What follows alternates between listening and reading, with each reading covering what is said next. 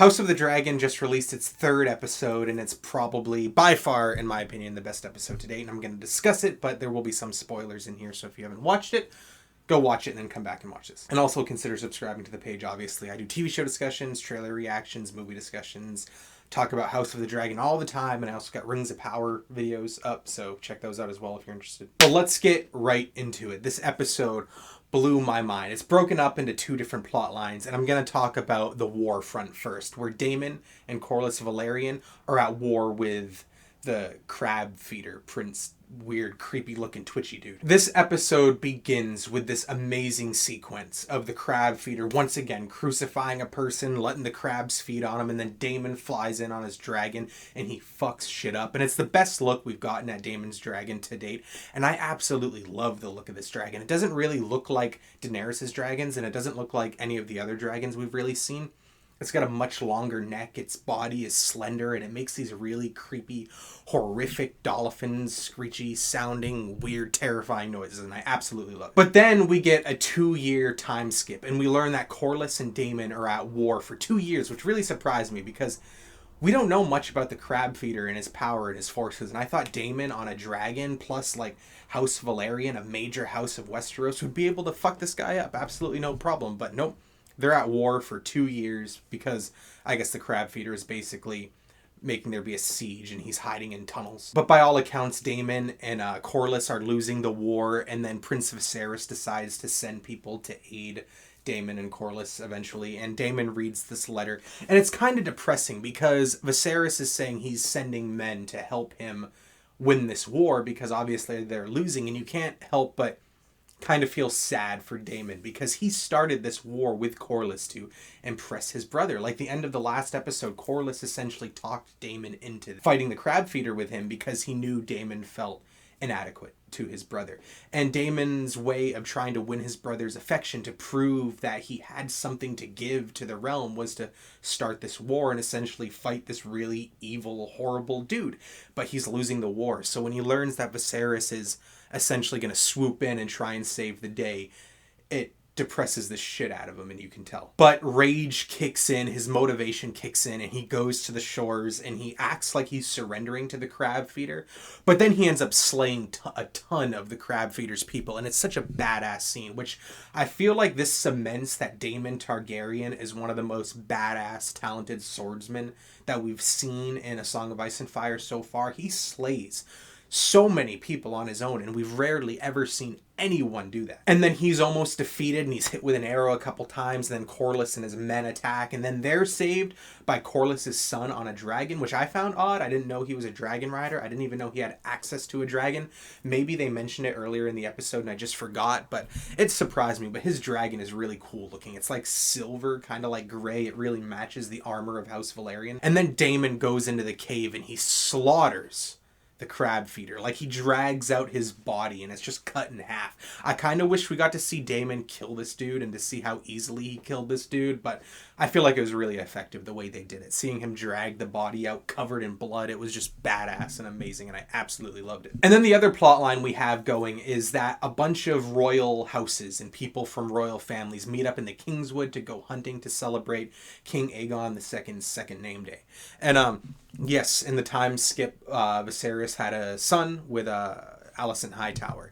And this gave me so much anxiety. As someone who's a fan of Game of Thrones, obviously if you watched it, if you read the books, you know a king going into the Kingswood to hunt does not exactly end well. Look at Robert Baratheon, who was killed by a boar.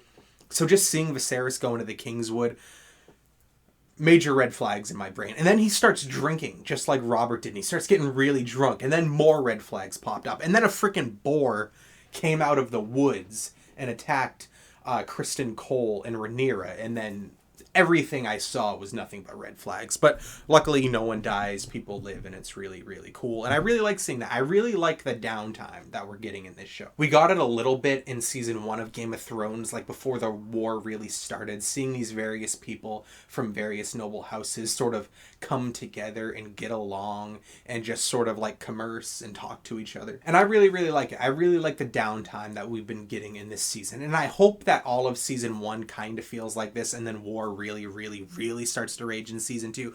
I'm just a sucker for downtime, and I really like just seeing people of various places in Westeros come together and talk without swords in their hands and hostages and murdering. Also in this episode, we meet a character named Jason Lannister, and it's really, really interesting seeing a Lannister from this time period because, as you know, if you watched Game of Thrones, the Lannisters are the richest, one of the most powerful, if not the most powerful family in Westeros during the era of Game of Thrones, but that's not necessarily the case in this era of Game of Thrones. So it's cool seeing a Lannister who's clearly from a noble house and clearly has some power behind him, but isn't necessarily from the richest family. He looks a bit more raggedy, a bit more road weary, a bit more war torn.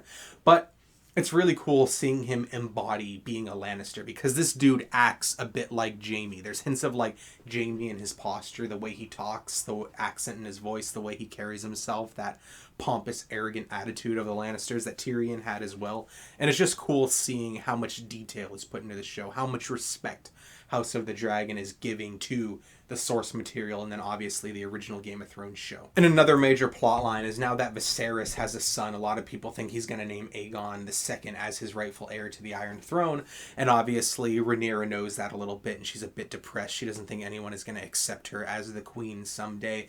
But that doesn't seem to be the case because near the end of the episode, Viserys tells her, and you believe him, that as long that Rhaenyra will always be his heir, that he will never make Aegon become the heir instead of her, which I believe will be the case as long as he's alive. But Viserys probably, in my opinion, won't be alive that much longer. Now, don't spoil it for me if you read Fire and Blood. Another major plot line is kind of like how last episode it was all about who King Viserys was going to marry. This episode it was all about who Princess Rhaenyra is gonna marry. Like Otto Hightower says that she should marry Aegon, her younger brother, which is really, really creepy because he's a baby. But like, it's not that weird in Westeros, especially if you're from the House of Targaryen, because they notoriously marry their own siblings. But King Viserys at the end of the day says that she should make her own choices, that she should choose who she's gonna marry. And I wonder who she's gonna marry. Like, I feel like this episode kind of hinted towards Kristen Cole, the person that she assigned to the Kingsguard, who had a prominent role in this episode, and I really enjoy his character so far. But part of me thinks that's a bit too obvious, and I'm just curious who she's going to end up marrying at the end of the day. And it's also really cool that the show is delving deeper into Targaryen dreams, because Targaryens are dragon riders. Targaryens are from Valyrian blood. They come from Valyria, and they're obviously the most powerful house in Westeros at this point. But another thing that the Targaryens have that not a lot of people talk about, and it's not mentioned too much in the show, is prophetic dreams. They have dreams that they put a lot of stock into that they believe are essentially prophecies. And it's really cool seeing Viserys talk about how he had a dream, clear as day, multiple times, that a male heir of his will be wearing a crown someday. And it's just really cool. And I really like that they're delving into that part of Targaryens more than they did before. Anyway, that's my quick thoughts on episode 3 of House of the Dragon. What did you think about it? Let me know in the comments. And of course, consider subscribing because I talk about House of the Dragon all the time. I talk about A Song of Ice and Fire, the overall world of Game of Thrones all the time. I have a playlist on this channel. You should check it out. And also consider subscribing if you like trailer reactions, discussions to other TV shows. Like I said before, but Rings of Power just aired, and I'm watching that and I'm talking about that as well, so you should check out those videos. But anyway, thank you for watching, especially if you watched this far. I appreciate it. And what did you think about the episode? Please let me know in the comments because I love talking about this show with people. So again, let me know your thoughts.